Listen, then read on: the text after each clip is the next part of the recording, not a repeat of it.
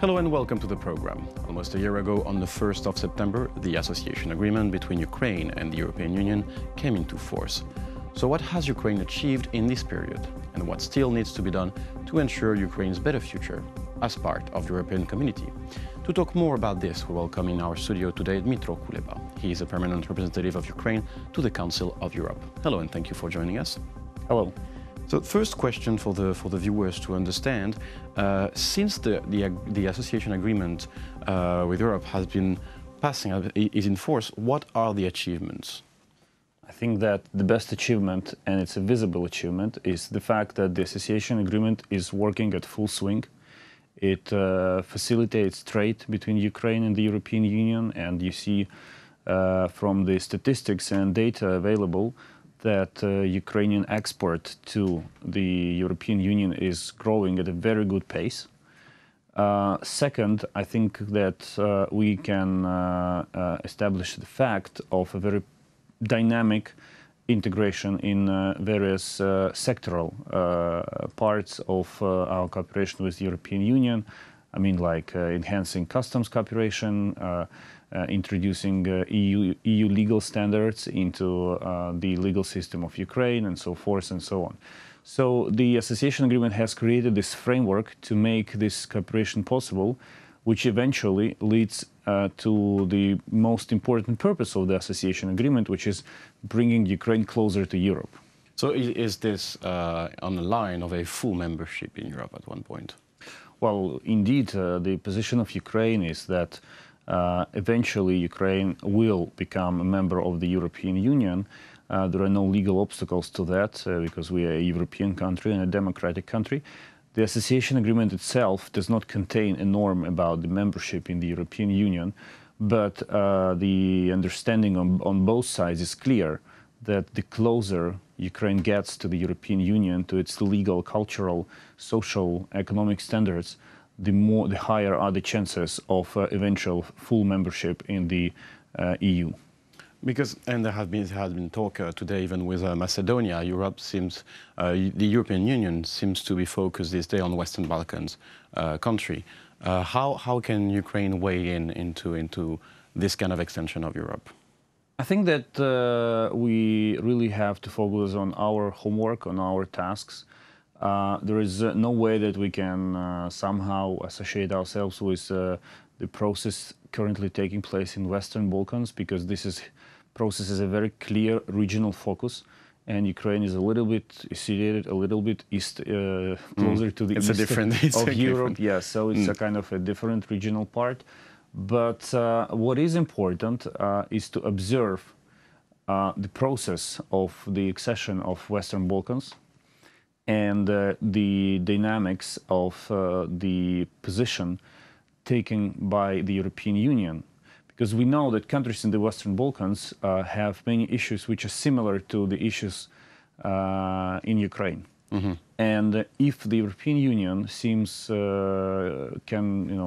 it possible to ensure accession of these countries, then it will have no legal or political arguments to say that Ukraine, having similar features, is not able to become a member. So you would say it's a sort of like a guideline or a potential notebook? Absolutely, it's a reference point, I would say. Now, if we're talking about the regional features and differences, Ukraine, after the language law in Ukraine, political tensions rose between Ukraine and Hungary, which threatened to block Ukraine's path towards Europe. How to reconcile bilateral relations and the path towards the West and towards Europe? I think that they actually perfectly match each other and walk well hand in hand, because countries may have issues, from history, from politics, but also countries have a clear understanding of strategy, of unity. And I think that the kind of positive part of our relations with our neighbors definitely overwhelms those issues of difference, where we have differences and where we have discussions. I think that the ultimate goal, I'm confident that the ultimate goal of our efforts with regard to the streamlining of our education system is actually to make sure that all national minorities living in Ukraine remain minorities, but will be fully integrated into Ukrainian society, so that they can stay here, they can live in Ukraine, they can enjoy rights and freedom in Ukraine, and they can contribute to the cultural diversity of Ukraine. So I do not see a contradiction between, let's say, being a Hungarian and a Ukrainian at the same time. No, it was mostly about the relations between the country, because let's say that the tensions calm down a bit between Hungary and Ukraine and Poland and Ukraine. Today, the Hungarian and Polish position in Europe is quite peculiar.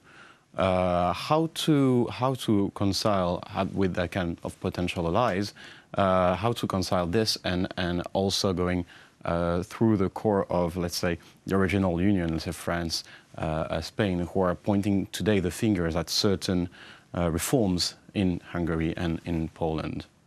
Ukraine is interested in a very strong union, and by strong I mean strong. Solidarity is the key word in the European Union. So for us, any internal domestic tensions in the EU represent kind of a challenge and a threat, and we see, because as long as they undermine the unity and the solidarity in the European Union. But of course we have little to do with that, in the sense that we are not members of the European Union, and we let our friends and partners to settle things at their home, inside of their within the family of the Union. But the key point here is that countries have to fix their issues among themselves, and also vis-à-vis the European Commission. But we are interested in a smooth settlement of any tensions, any issues they may be having, because we need a strong union.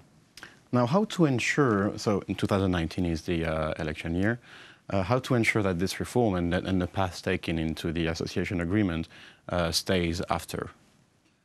To elect right people, you know, who will continue the policy of the European integration, who will not scrap all the achievements and the European association as a goal of our cooperation with Europe. I think it is crucial to ensure sustainability of this policy. We have lost a couple of decades discussing the vectors or the directions of our foreign policy, you know, being focused on European integration today and then shifting to the East tomorrow. I think that we have to put an end to it.